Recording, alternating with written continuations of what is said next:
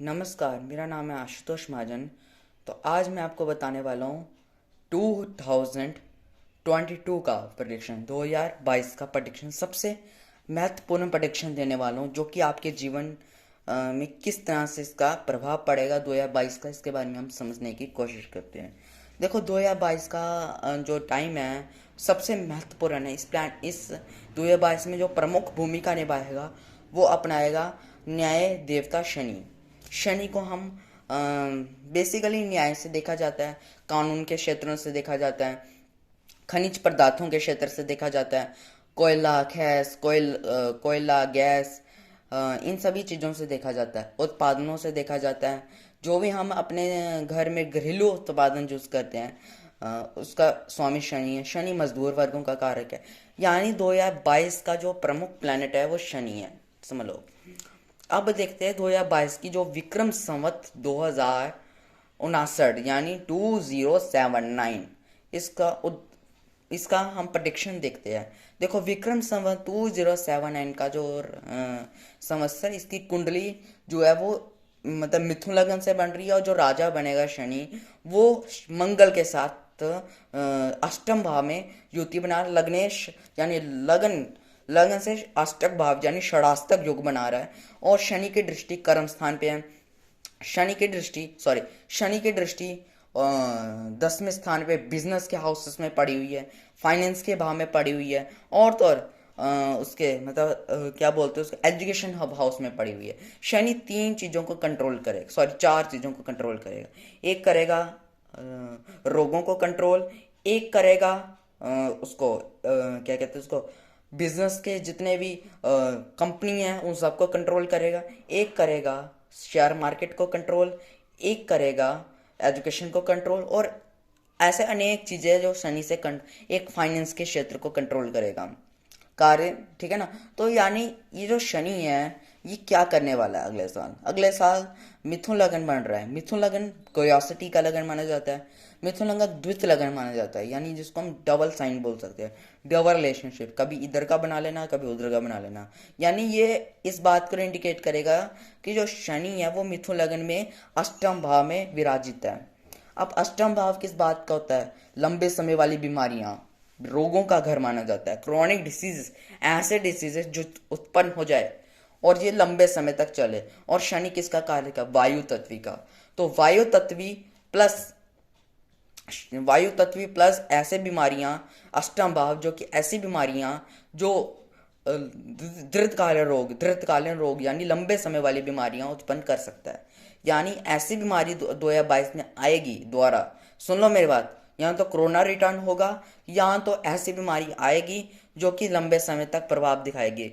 शनि जो कि लंबे समय वाला कारक है, इसलिए शनि जो है बेसिकली अष्टम भाव में बैठकर मंगल के साथ एक उच्च का दर्जा लिया हुआ है। यानी शनि और मंगल जब भी आपस में होते हैं तो शनि क्या, स्लो स्पीड का कारक है, धीमी गति का कारक, और मंगल क्या, एक तीव्रता, एक तेज। अब जब पेट्रोल प्लस फायर जब आपस में मिलती है तो एक विस्फोटक घटनाएं घटती है। इसका मतलब यही है कि अगले साल आतंकवाद बढ़ेगा। आतंकवादों के खिलाफ थोड़ी सख्त रवैया होगा, लेकिन बढ़ना तो है, समझ लो।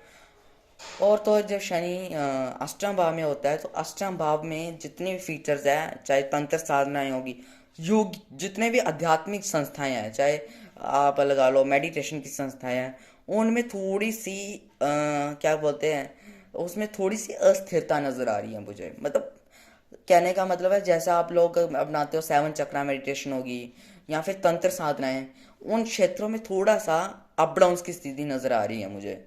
साथ में अष्टम स्थान होता है दुर्घटनाओं का, वाहन दुर्घटना, तो वाहन दुर्घटना होगी, वायुयान दुर्घटनाएं होगी।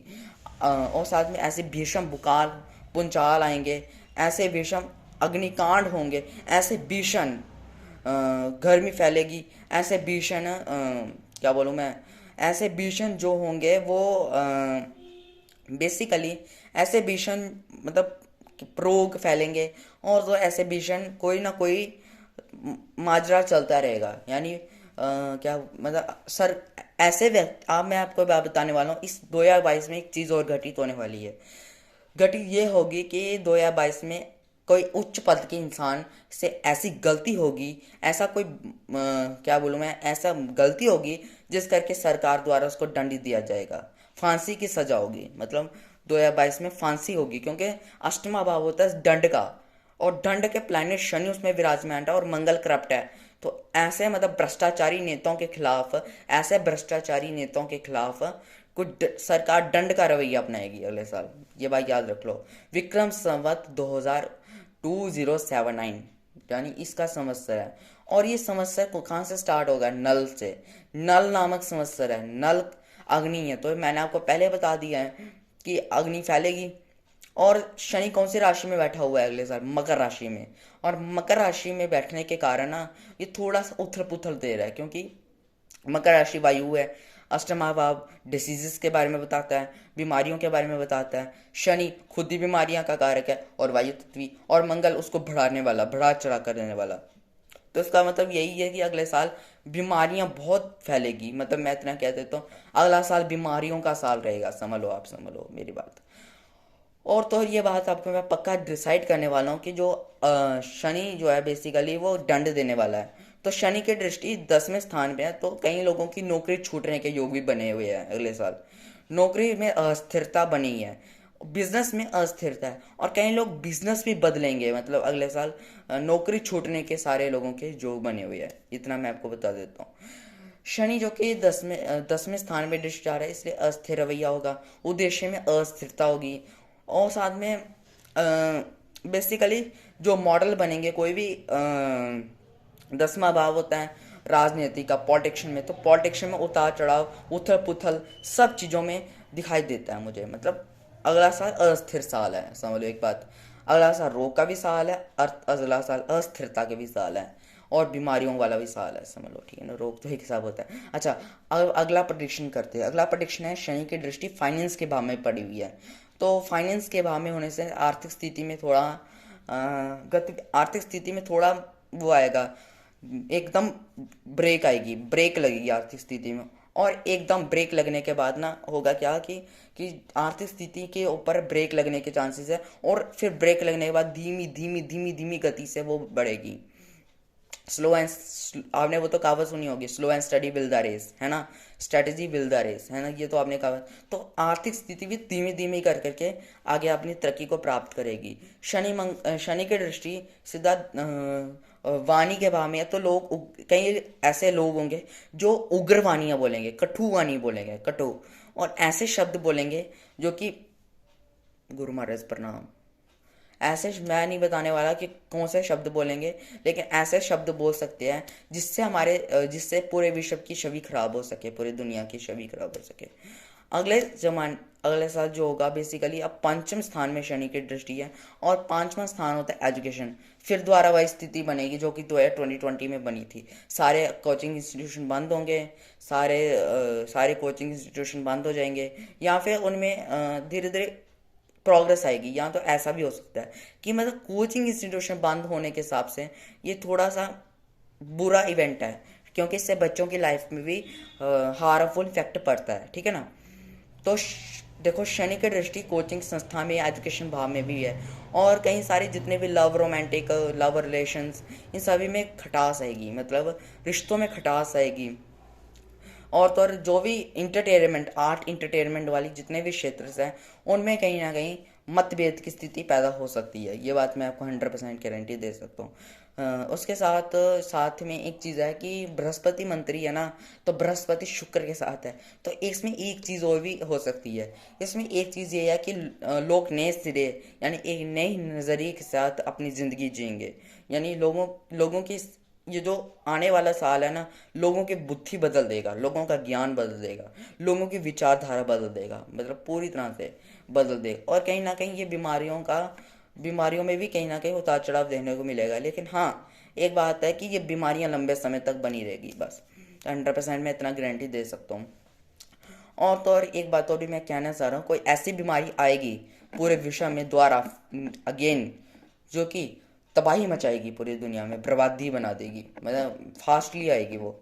ये नहीं कि स्लो स्लो नहीं आएगी, वो फास्ट आएगी, इतना मैं 100% गारंटी दे सकता हूँ। देखो, जो बेसिकली ये भी मैं आपको इतनी prediction बताने वाला हूँ कि देखो जो अगला साल होगा, अब हम इसको कंक्लूड वाइज लिख लेते हैं। देखो, पहली आतंकवादियां घटनाएं होगी, अग्नि अग्नि से संबंधी प्रकोप, अग्नि प्रकोप होगा, अस्त्र शस्त्रों से लोगों को खतरा हो जाएगा, आर्थिक स्थिति में मंदी नजर आना शुरू हो जाएगी, और तो और लोगों के नौकरी छूटने के योग होंगे, और तो और साथ में बिजनेस में भी अप डाउन्स होंगे, साथ ही में शिक्षा में द्वारा रोक लगेगी, ब्रेक लगेगा, एक रोक लगेगी, और कई सारी बीमारियों की भी उत्पत्ति हो सकती है, एक्सीडेंट केस बड़े आ सकते हैं, और तो और क्या बोलूँ मैं, सरकार के द्वारा ऐसे लोगों को प्रताड़ित किया जा सकता है, ऐसे लोगों को दंड दिया जा सकता है जो न्याय के विरुद्ध हो, जो अन्याय की नीति अपनाते हो। मैं एक थॉट आपको, और साथ में एक चीज़ है कि विरोधीवाद इतना फैलेगा, विरोधाभास फैलेगा, और कहीं ना कहीं मतलब थोड़ा मंद बुद्धि टाइप का होगा लोगों का नेचर। यानी कई बार लोगों को समझाया जाना कि भैया ये नहीं करो, ये करो, ये नहीं करो, ये करो, लेकिन वो बोलेंगे नहीं मैं वो करूंगा जो मेरा से ठीक है, लेकिन वो बल्कि उसके लिए हानिकारक होगा। यानी लोगों का ऐसा रवैया होगा, गलत साइड ज़्यादा जाएंगे लोग, ठीक है ना। तो ये जो मैंने आपको प्रेडिक्शन बताई है एक्यूरेट होगी बड़ी, और तो और सही सरकारी राजनीतियों में उथल पुथल होगी, अस्थिरता का साल रहेगा, अशांति का मोड़ रहेगा, और तो और थोड़ी दिक्कतें भी बहुत आएगी मतलब अगले साल, और तो और साथ में लोगों की वाणी में भी काफ़ी चेंजेस आएंगे, लोगों की वाणी कठोर बनना शुरू हो जाएगी, कठोरता का साथ लोग अपनी वाणी को कठोर बनाना स्टार्ट कर देंगे। ये चीज़ें मैं इतना दिख रहा हूँ अपनी अपनी एस्ट्रोलॉजी में कि ये अगले साल होगा और आवश्यक होगा, ये बात याद रख लो। कोई ऐसी बीमारी अगेन आएगी जो कि दुनिया को तबाही मचा देगी भाई, इतना मैं कह देता हूँ, जिसकी कोई दुआ भी नहीं होगी, और जिसकी हमें कभी जिंदगी में कभी कल्पना भी नहीं की होगी। ऐसी घातक, ऐसी महामारी आएगी ना कि आप, हम ये भगवान से प्रार्थना करते हैं कि ये महामारी नहीं आए, मैं भगवान से ये प्रार्थना करता हूँ, लेकिन जो नसीब से लिखा होगा, जो नीति में लिखा होगा वही होकर रहता है, भले उसको कोई टाल नहीं सकता, ये तो हमने सुना ही होगा। तो मैं आपको एक थॉट भी बता देता हूँ अगले साल का सक्सेस मंत्रा ये है कि अगर आप अगले साल ज्ञान की प्राप्ति के लिए मेहनत करोगे, अगर आप ज्ञान की प्राप्ति के लिए आगे बढ़ोगे, अनुशासन रखोगे, ज्ञान प्राप्त के लिए आगे बढ़ोगे, तब आपको सफलता आवश्यक मिलेगी अगले साल, ये मैं 100% गारंटी देने वाला हूँ। ये मंत्र है सक्सेस का, अगले साल कैसे आपको अचीव करना है। तो आई होप आपको समझ आ चुका होगा। तब तक के लिए धन्यवाद। टेक केयर, अपना ध्यान रखें, अपने परिवार का ध्यान रखें, अपने इस पूरे समाज का ध्यान रखें, और तो और हमेशा न्याय के रास्ते में चले, और तो और हमेशा सही रास्ते में चले, क्योंकि जो इंसान सही रास्ते में चलता है ना, वही उसी की जीत होती है, लेकिन बल्कि उसको कई ठोकरों का सामना करना पड़ता है, लेकिन अंत में उसके लिए एक नया सवेरा उदय हो जाता है। आज का टॉपिक इतना ही, कल आपसे फिर उम्मीद होगी। तब तक के लिए धन्यवाद आपका, और सभी समाज के लोगों का मैं कल्याण भगवान से कामना करता हूँ कि उनका हर दिन मंगल में निकले। धन्यवाद।